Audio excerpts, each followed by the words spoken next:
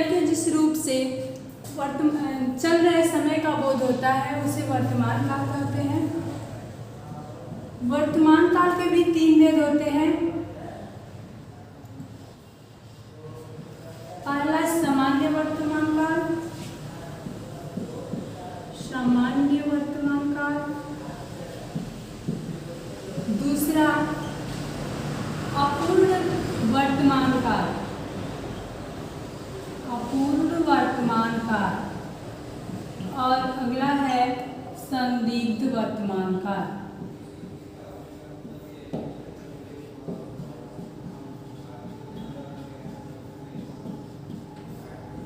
तो क्रिया के जिस रूप से चल रहे समय का बोध हो उसे वर्तमान काल कहते हैं।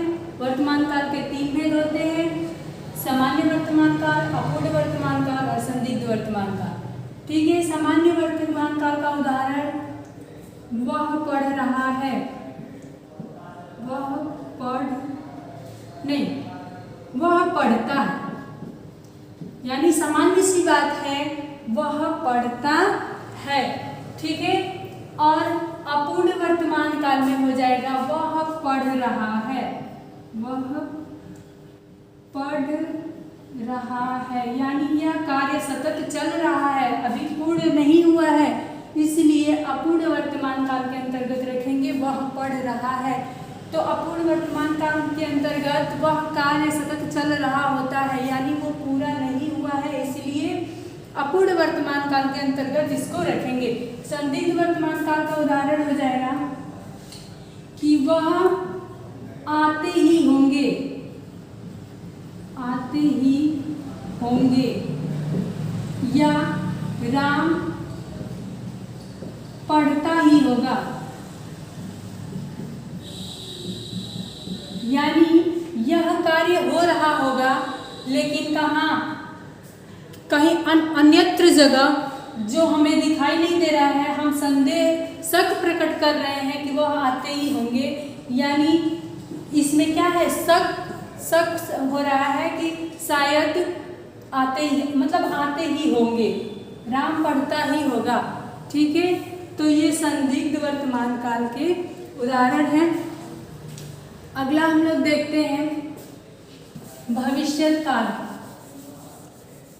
भविष्यत काल के भी 3 ही भेद होते हैं, इसको देख लिया जाए। भविष्यत काल, तो भविष्यत काल कहते किसे हैं,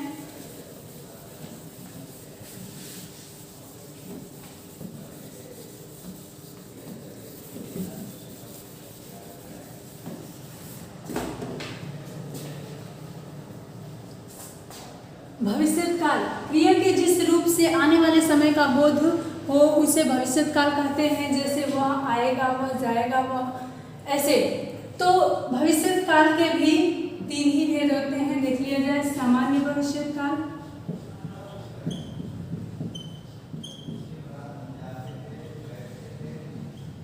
संभाव्य भविष्यत काल, संभाव्य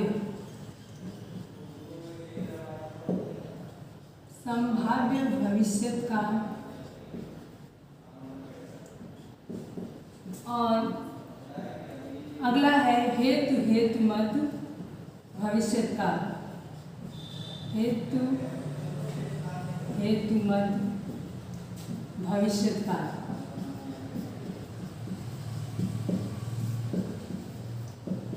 अब एक एक को एक्सप्लेन कर लेते हैं। सामान्य भविष्यत काल में सामान्य सी कोई बात होती है, जैसे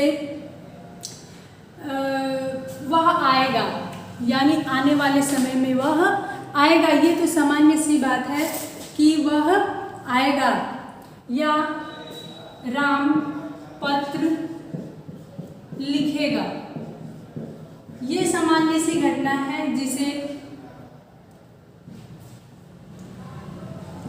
हम लोग सामान्य भविष्यत काल के अंतर्गत रखते हैं। और अगला है संभाव्य भविष्यत काल। इसके अंतर्गत हम लोग संभावना जाहिर करते हैं कि यह कार्य भविष्य में होगा। ठीक है, जैसे शायद आज रात वर्षा होगी, शायद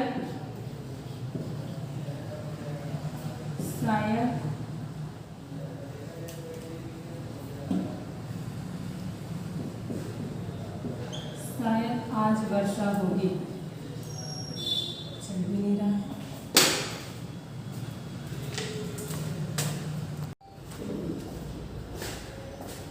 जिस क्रिया में संभावना जाहिर हो उसे संभाव्य भविष्यकाल कहते हैं। जैसे शायद आज वर्षा होगी, शायद आज वर्षा होगी, यानी इसमें क्या हो रहा है, ये नहीं कहा जा सकता कि आज वर्षा होगी। ठीक है, इसमें क्या है, संभावना जाहिर हो रहा है कि शायद आज वर्षा होगी। और हेतु मध्य भविष्य काल में एक क्रिया जो होती है दूसरे क्रिया पर आधारित होती है। जैसे यदि आज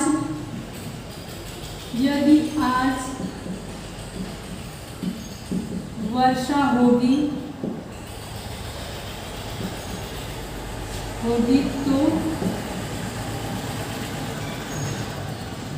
तो मैं स्कूल नहीं जाऊंगा।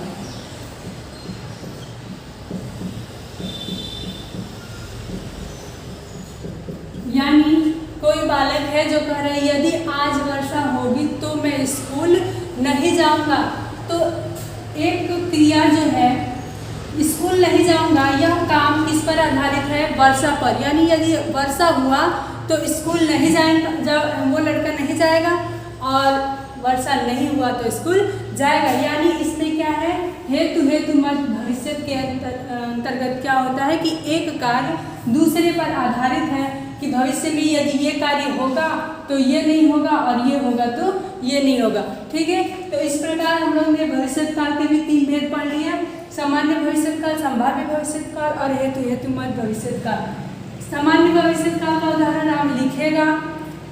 संभाव्य भविष्य काल में शायद आज वर्षा होगी, और हेतु मध्य भविष्य काल में यदि वर्षा हुई तो स्कूल नहीं जाऊंगा। ठीक है।